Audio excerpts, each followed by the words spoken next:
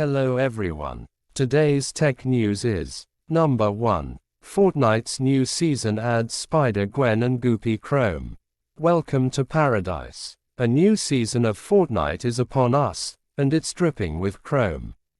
Today sees the launch of Chapter 3, Season 4 for the Battle Royale game, dubbed Paradise, and the big change this time around is a mysterious new substance. It's called Chrome, and it appears to be able to change just about everything it touches.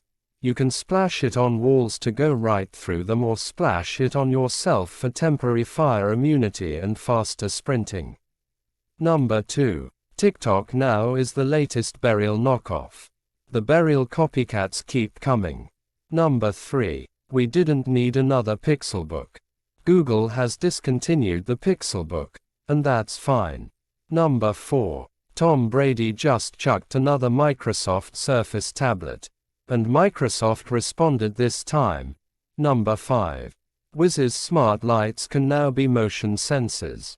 SpaceSense uses Wi-Fi sensing to turn on your smart lights. Thank you for watching.